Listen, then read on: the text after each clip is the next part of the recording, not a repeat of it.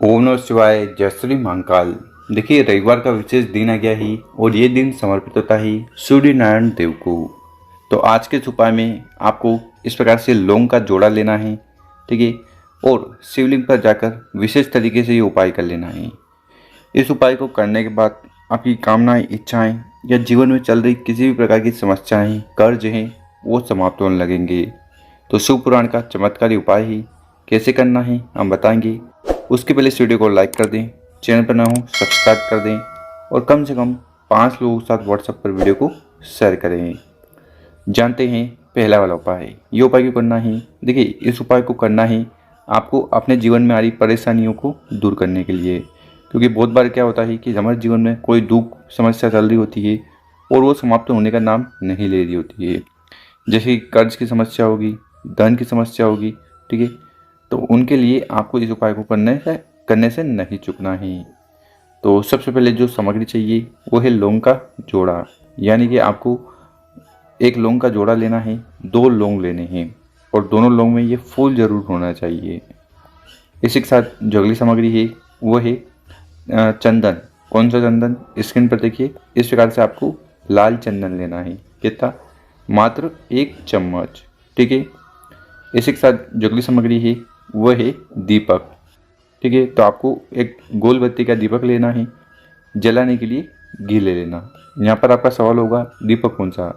देखिए, मिट्टी का दीपक लेना चाहो तो मिट्टी का, या आप आटे का दीपक भी बना सकते हो। और आखिरी में जो सामग्री है वो है लोटा।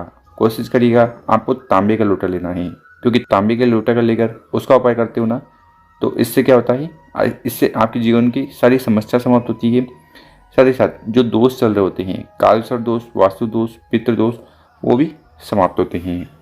तो इस प्रकार से तांबे का लोटा लेकर उसमें आपको अपने घर से शुद्ध जल भर लेना है और सभी सामग्री को लेकर आपको महादेव जी के मंदिर चले जाना। सुबह शाम इस उपाय को कर सकते हो। और मंदिर के अंदर प्रवेश करने से पहले करना क्या है, जो गोल बत्ती का दीपक हमने आपको बताया था, ठीक है, उस गोल बत्ती के दीपक को उठाना है और शिव मंदिर की चौखट के ऊपर रख देना है। ये उपाय आप पूजन पाठ करने के बाद भी कर सकते हो और समय मिले तो पूजन पाठ करने के पहले भी कर सकते हो, ठीक। दीपक कौन से साइड? सीधे वाला हाइट साइड। तो आप जब मंदिर के अंदर एंट्री लोगे तो अपने सीधे वाले हाथ पर उस दीपक को रखकर प्रज्वलित कर देना है। फिर आपको शिव मंदिर के अंदर चले जाना, ठीक है। मंदिर में जाकर सबसे पहले करेगा क्या, आपके पास जो जल का लोटा है, तांबे का लोटा है ना, उस तांबे के लोटे को उठाना है और आधा जल यहाँ पर आपको समर्पित करना है। कितना जल? यहाँ पर आपको आधा जल समर्पित करना है, पंचाक्षर षडाक्षर मंत्रों का स्मरण करते हुए, ठीक है। आधा जल समर्पित कर दिया। फिर इस लोटे को उठाना है और उसकी जगह पर, उसके स्थान पर लोटे को रख देना है। इसके बाद क्या करेगा, जो 2 लौंग हमने बताए थे उन लौंग को उठाना और अपनी समस्या बाधा का स्मरण करते हुए उन दोनों लौंग को शिवलिंग के ऊपर समर्पित कर देना है, ठीक है। समर्पित कर दिए। फिर शिवलिंग के पास बैठकर भगवान भोलेनाथ से प्रार्थना निवेदन कर लेना है कि आपके जीवन में आ रही किसी भी प्रकार की दुख, परेशानी या जो भी समस्या है, कर्ज की, धन की, उन्हें समाप्त करनी, प्रार्थना निवेदन कर लेना। उसके बाद जो लौंग आपने यहाँ पर समर्पित किए थे उन दोनों को उठा लेना है और उठाने के बाद आपको जल के लोटे में डाल देना है। कौन से जल के लोटे में? जिसमें आपने आधा जल बचाया था, ठीक है। इस जल के लोटे में उन दोनों लौंग को डाल देना। साथ ही साथ जो एक चम्मच लाल चंदन है उसको भी आपको जल के लोटे में सम्मिलित कर लेना है, ठीक है। हो गया आपका लोटा तैयार। अब इस जल के लोटे को लेकर आपको चले जाना है किसी भी बेलपत्र के पेड़ के नीचे, ठीक है। बेलपत्र के पेड़ के नीचे क्यों? देखिए, यहाँ पर माता पार्वती जी का स्थान होता है, शिव जी का स्थान होता है और माता लक्ष्मी जी का स्थान होता है, ठीक है। तो आपको शाम के समय हो सके तो वहाँ पर चले जाना और उस जल के लोटे को उठाना है और पूरा जल यहाँ पर आपको समर्पित कर देना है। ओम नमः शिवाय, ओम नमः शिवाय मंत्रों का स्मरण करते हुए। और फिर वहाँ पर बैठकर माता पार्वती जी से जो भी समस्या है, बाधा है, परेशानियाँ हैं, जो आप चाहते हो कि समाप्त हो जाए, उसके लिए भी प्रार्थना निवेदन कर लेना। तो शिव पुराण का अचूक उपाय ही इस प्रकार से पहला वाला विशेष उपाय जरूर करना है। अब जानते हैं गुरु जी द्वारा बताया गया दूसरा उपाय। ये उपाय आपको करना है तेज की वृद्धि के लिए, साथ ही साथ जीवन में आ रही समस्या को समाप्त करने के लिए। या अगर आपके जीवन में अंधकार चल रहे हैं, ठीक है, कुछ भी अच्छा नहीं चल रहा है, तब भी इस उपाय को आपको ज़रूर कर लेना है। अब इस वाले उपाय में जो सबसे पहले सामग्री चाहिए वो है गुड़ के टुकड़े। कितने? 1-2 गुड़ के टुकड़े इस प्रकार से मिल जाए तो सर्वोत्तम होगा। साथ ही साथ अगली सामग्री है वो है चावल का दाना। ठीक है, तो मात्र आपको एक चावल का दाना लेना है और वो अक्षत होना चाहिए। कहने का मतलब है खंडित टूटा फूटा ना हो। साथ ही साथ अगली जो सामग्री है वो है हरा मूंग। कितने हरे मूंग के दाने की जरूरत है? एक हरा मूंग का दाना आपको लेना है और वो भी संपूर्ण होना चाहिए। संपूर्ण का मतलब कहीं से टूटा फूटा ना हो। और आखिरी में जो सामग्री है वो है लोटा। ठीक है, तो इस प्रकार से तांबे का लोटा लेना और उस तांबे के लोटे में अपने घर से किचन से शुद्ध जल भर लेना और इस प्रकार से सभी सामग्री को लेकर महादेव जी के मंदिर चले जाना। और विशेषकर फिर आपको तुमरू केसर महादेव जी का स्मरण करते हुए ये उपाय करना है। सबसे पहले आपका जो चेहरा है वो उत्तर दिशा की तरफ होना चाहिए। देखिए, शिवलिंग के ऊपर चावल का उपाय करने से कार्य बनने लगते हैं। गुड़ का उपाय करने से तेज की वृद्धि होती है, आलस्य दूर होता है। और बल बुद्धि विद्या के लिए आपको हरे मूंग का उपाय करना चाहिए। तो करना क्या है, उन तीनों सामग्री को एक एक कर उस जल के लोटे में डाल देना, सम्मिलित कर लेना और ये जल का लोटा तैयार कर लेना।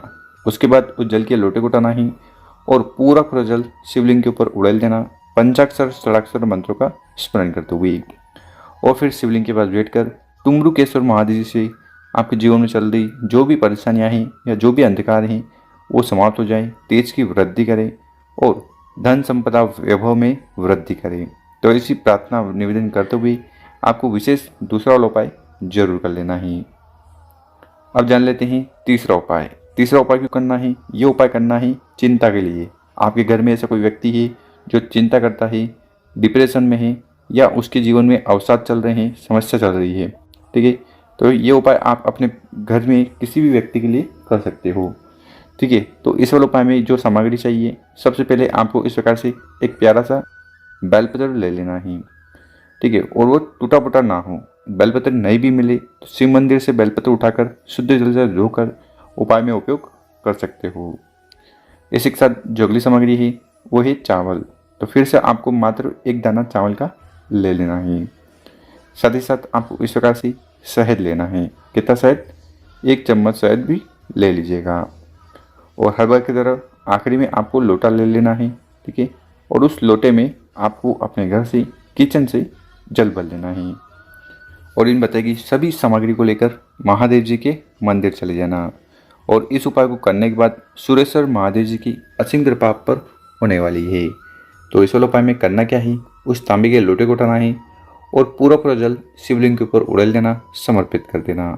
जल समर्पित कर दिया, उसके बाद जो शहद हमने आपको बताया था उसको बेलपत्र की बड़ी पत्ती पर, यानी कि जो शिव जी का रूप है उस बेलपत्र पर आपको पत्ती पर आप शहद लगा देना है।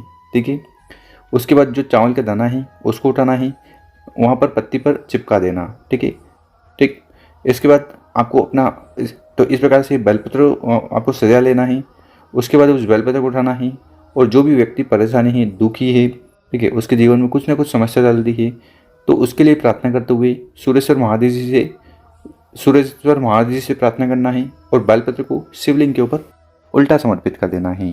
ठीक है, और वहाँ पर बैठकर आपकी जो भी समस्या हैं, परेशानियाँ हैं वो समाप्त हो जाए, उसके लिए प्रार्थना निवेदन कर लेना है।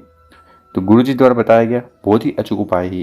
तीनों उपाय में से जो उपाय आपको अच्छा लगे कोई उपाय एक जरूर करिएगा। मेरे प्यारे दोस्तों, वीडियो अच्छी लगी हो 5 लोगों के साथ व्हाट्सएप पर शेयर करें। ओम नमः शिवाय।